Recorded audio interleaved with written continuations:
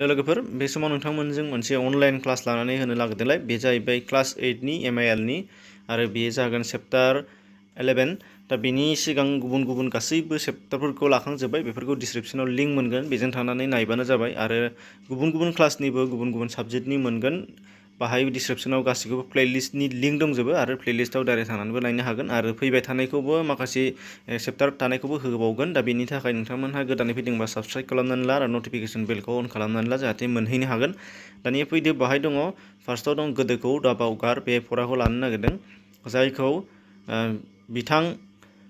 लिरगिरि असमिया लिरगिरि डक्टर हेमेन्द्र नाथ दत्त बिथाङा लिरदोंमोन आरो बेखौनो बर'आव मुस्रि भजेन चन्द्र बर' बिथाङा राव सोलायदों आरो बिनि बागैनो बेयाव नोंथांमोननो बाहाय फोरमायनानै होनाय जादों दा बेखौ गासैखौबो फरायनानै होनाय नङा नाथाय बबेया गोनां बिनि सोमोन्दै बाहाय लानाय जागोन दा गोदोखौ दाबावगार माने जारिमिनखौ दाबावगार होननानै बुंनाय जादों आरो जारिमिननि सायाव सोनारनानै जारिमिननि माखासे मन्दिर मठ लंथाइ बेफोरखौ लानानै बेयाव मोनसे सल' बादियै फोरमायलांनाय दङ जेरावहाय मोनसे क्लासाव मोनसे फरायसालिनि मोनसे थाखोआव प्रजेक्टरनि गेजेरजों सासे जारिमिनगिरि डक्टर अरन ब्रह्म दा बिथाङा फोरमायनायनि गेजेरजों बे फराया दाजादों आरो बे फोरमायनायनि गेजेरजोंनो फरायसाफोरनि सोंनाय आरो फिननायनि गेजेरजों मा आयदाफोर एबा मानि सायाव सोनारनानै गोदोमिनखौ दानाय जायो माखौ गोदोमिनाव खोख्लैनाय जायो आरो मानो नांगौ बबेयाव जोंनि आसामाव दङ बेफोरखौ खिन्थानाय जादों आरो दा बे हिसाबै फैदो फारि फारि नायलांसै जोङो बाहाय दा बे सिगांनिया जेबो नङा दा बेखिनिया बाहाय मा दङ जोंनि आसामाव कामाख्या थानसालि हाजोनि हयग्रीब मन्दिर माधव थानसालि पवामक्का मदन कामदेब थानसालि ताम्रेश्वरी थानसालि उग्रतारा थानसालि महाभैरब बेफोरबायदि गुबुन गुबुन थानसालिफोराव गोदोमिननि मोनफा नेरसोनफोर मोननाय जादों दा बेनि सोमोन्दै बेयाव खिन्थादों दा बैफोराव माबादि नायदो फैदो दा गोदोमिना माखौ होनो नैबेथिं फार्स्टआव जोङो खिन्थाग्रोनानै लानि जे जायफोर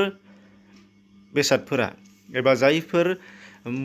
जारिमिननि जायफोर लंथाइफोरखौ दाथाय खुलिफोरखौ जोङो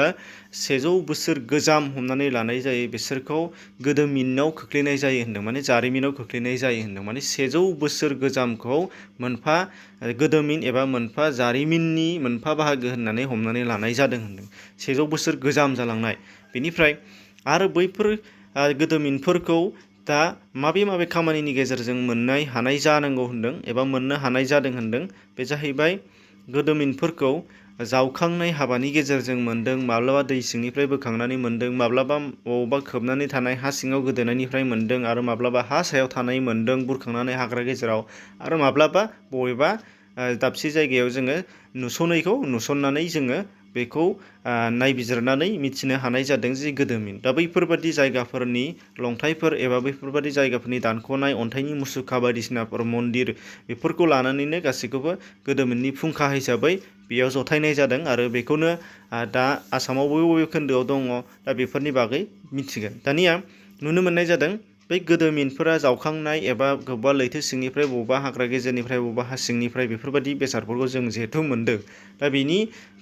गोदोनायनि जाहोना जानो हागौ सिगाङाव गोबाव बोसोर सिगाङाव माने मिथिंगानि बायदिसिना खामानिनि गेजेरजों जेरै बांग्रिं बारहुंखा माबा माबि बेफोरबादि मिथिंगानि फिनजाथायनि गेजेरजों बिसोरो माने बे बुहुम सानिफ्राय गोदोलांनाय जानांगौ जानो हागौ होनदों मानो होनोबा बियो थिउरि नङा बुंनाय बाथ्रा नङा जे सिंनिफ्राय जाथारनांगौ जावखांनानै मोनथारनांगौ नाथाय बांसिन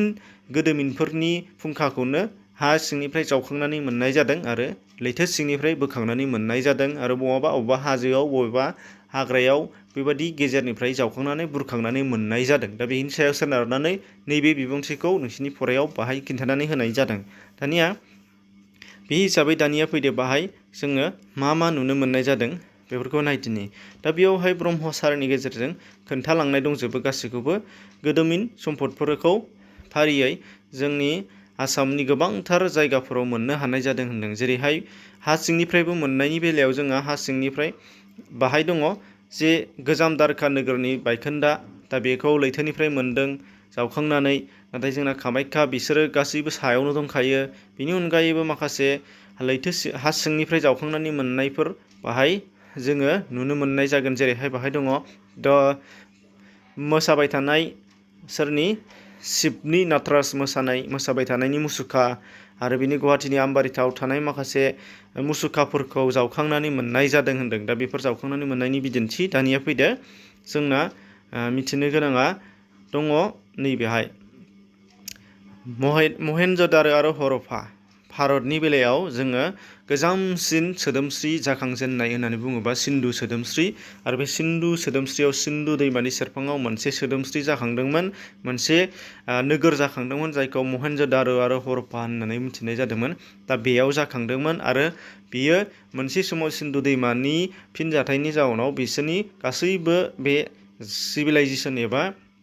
सोदोमस्रिया सेवहांगार जालांदों आरो दैनि सिङाव थाजोबनो गोनां जादों, हाजों फबजानानै दोननो गोनां जादों। नाथाय बेखौ बिनि उनाव गोबाव बोसोरनि उनावहायसो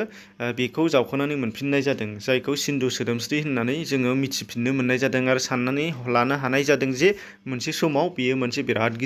जोबोद गेदेर मोनसे नोगोर जाखांबायमोन। आरो बिनि सायाव सिनेमाबो बानायबाय, नोंसोरो महेनज'दार' सावथुन नायबा बुजिनो हागोन। दा बिनि सायाव सिनेमाबो दङ हिन्दीयाव। दा बे महेनज'दारो हरप्पायानो जोंनि भारतनि बयनिख्रुइबो गोजामसिन सोदोमस्रि होनदों, जायखौ जावखांनाय हाबानि गेजेरजों मोनदों। आरो बेयाव गोबांथार हिन्दुनि मुसुखा, शिबनि मुसुखा, मोसौनि मुसुखा बायदिसिना गोबांथार मुसुखाफोर जावखांनानै मोननाय जादों होनदों। दा बेनिफ्राय बेफोर गासैखौबो मोनफा मोनफा गोदोमिन हिसाबै फुंखा हिसाबै बुथुमनानै मोननो हानाय जादों होनदों। दा बे जाहैबाय भारतनि मोनसे गोजामथार आरो गोनांथार बिदिन्थि। दानिया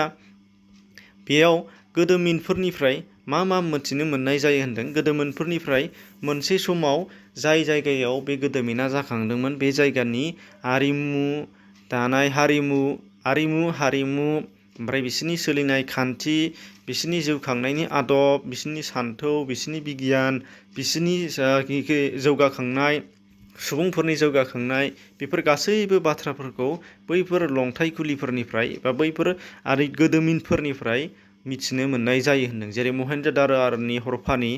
थासारिखौ जावखांनानै मोननायनि थासारिफोरनिफ्रायनो मिथिनो मोननाय जादों जे बै समाव बेसेबां धोनिमोन बिसोरो, बेसेबां जौगाखांदोंमोन, मा बिथिङाव गोजौमोन, बेफोरखौ हमनानै लानो हानाय जादों। दा बेखायनो गोदोमिनफोरखौ नांगौ होनदों। दानिया नुनो मोननाय जादों नैबेहाय नायदो जोंनि आसामाव थानाय गवालपारायाव जोंना मा दङ, मोनसे सुर्य हाजो दङ। दा बे सुर्य हाजोआव मोनसे गोदोमिन जोबोद बुरजा फुंखा बुखांनानै मोननाय जादों होनदों गोदोमिननि। जेरैहाय बाहाय तेजपुर, बेनि अनगायैबो आरोबाव तेजपुरनि बरासुबारि, गुवाहाटीनि आम्बारि, दा बेफोरावबो जोबोद मुंदांखा जोबोद गोनां जावखांनानै मोननाय गोदोमिनफोरनि फुंखाफोर दङ होनदों। दा बिनिया मा होनदों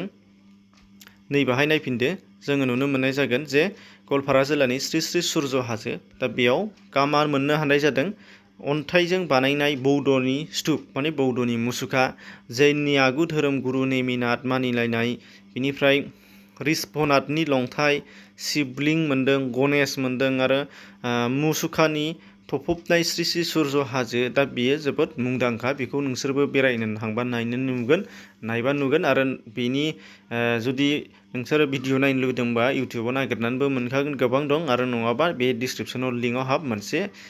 आंबो थांखांबाय, बेनि थाखायनो नोंथांमोनहाबो नायनो लुबैदोंबा बेयावबो लिंक मोनगोन, बेजों थानानै नाय। बेवहाय गोबां अन्थाइखौ दानख'नाय लंथाइफोर नुनो मोननाय जादों। दानिया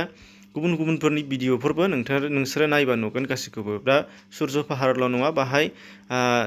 दपरबतियानिखौबो नुगोन, कामाख्यानिखौबो नुगोन। दा गुबुनखौबो गासैखौबो मोनफा मोनफा इउटिउबाव सार्च खालामनानै नायबा नोंसोरो नुजोबगोन भिडिअ हिसाबै। दानिया मा होनदों आरोबाव गलाघाट जिल्लायावबो बरफोथार ओनसोलनि दुबुरनियाव गोजाम आसामनि जारिमिननि मुंख'थावना थावनि होनदों। बेयावबो जावखांनाय हाबानि गेजेरजों गोजाम हांखोफोरनिफ्राय समाज, धोरोम, थुनलाइ, बै समनि राजखान्थियारि बिथिं आरिनि गोबां माखासे खारिफोर एबा डाटाफोर मोननो हानाय जादों होनदों, बुथुमनो मोननाय जादों, जायनि गेजेरजों बै समाव गलाघाट जिल्लायाव माबादि मानसिफ्रा जिउ खुंदोंमोन बिनि बागै एसे रग' बाथ्राफोर मिथिनो मोननाय जादों होनदों। दा बे दानिया नुनो मोननाय जानोसै। फैदो दानिया आरोबाव मा होनदों, दिनैनिफ्राय माखासे बोसोर सिगां गुवाहाटीनि आम्बारि ओनसोलाव जावखांनाय हाबानि गेजेरजों मोनसे शिबनि मोसाबाय थानाय नाटराज मोसाबाय थानाय मोननो हानाय जादों होनदों। जाय शिबनि गाखोग्रा नन्दिनि बिखुं सायाव मोसाबाय थानाय बे मुसुखाया भारतनाङैनो मोननो गोब्राब आरो मोननो थाङै मोनसे जोबोद गेदेर मुसुखा होनदों। दा बे मोनसे जोंनि थाखाय आसामाव थानाय मोनसे जोबोद गिदिर बाख्नायथाव आरो गुन गोनां लंथाइमोन होनदों। दानिया बिनि अनगायैबो बाहाय मा मोनदोंनो नाटाराजनि बायखोन्दा इथाजों लुनाय मुसुखाफोर, बिष्णुनि, शिबनि आरो गोबां गिदिर गिदिर लंथाइफोरनि महरफोरखौ बेयाव बुरखांनानै मोननो हानाय जादों होनदों। दा बे दानिया बेनि अनगायैबो आरोबाव माबे जायगायाव मोनबावनो हादों होनदों जे बाहाय दङ सराइदेवआव आहम राजानि राजायारि मांखरसालि मैदाम माने मा राजाफोरनि गोथै फबग्रा जायगा। दा बे गोथै फबग्रा जायगाफोरावबो गोबां लंथाइफोर मोननो हानाय जादों होनदों। जेराव गोदोनि राजाफोरा मा खालामोमोन होनदों राजाया थैयोब्ला राजानो माखासे धोन दौलत जेसेबांनाखि दङ बेफोरखौ राजा फबनाय जायगायाव हरफानाय जायो होनदों। जेरै सराय, मुसुपुरा, मैदेर हाथाइनि मुवा, सना, गहेना बायदिसिना सम्पदफोरखौ बे गोथै फबनायफोराव हरफानाय जायो होनदों। दा बे हरफानायफोरखौ जावखांनाय हाबानि गेजेरजों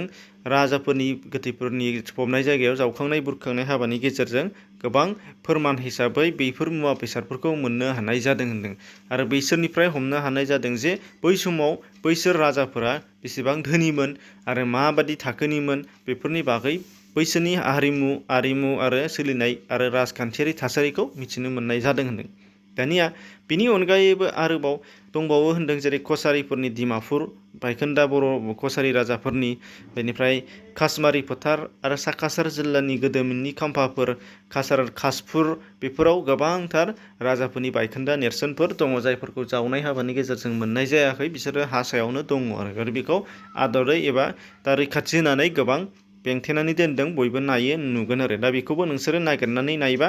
नुनो मोननाय जागोन आरो नेटआव सार्च खालामनानै नागिरबा गासैखौबो नुनो मोननाय जाजोबगोन। दानिया दा अब्ला नुनो मोननाय जाबाय गोदोमिना जोङो माखौ होनना बुंदों जाय 1000 बोसोर गोजाम जानांगौ आरो बेखौ जावखांनाय हाबानि गेजेरजोंनो जा, लैथो सिंनिफ्राय बुरखांनायानो जा, हाग्रा गेजेरनिफ्रायनो संदाननानै मोननायानो जा, हाजोआव नागिरनानै मोननायानो जा एबा हा सायाव थानायानो जा, बेफोर गासैबो लंथाइ एबा गोदोनि गासैबो जारिमिनारि फुंखाफोरखौनो मा होनना बुंदों गोदोमिन होननानै बुंनाय जादों। आरो बेनिफ्राय जों मा मिथिनो मोनो होनदों बेनिफ्राय बै समनि मिथिंगायारि थासारि, बै समनि राजा खुंथायारि थासारि, धोरोमारि बिथिं आरो सोलिनाय खान्थि, राजखुंनाय खान्थि, बेनिफ्राय मा होनदों हारिमु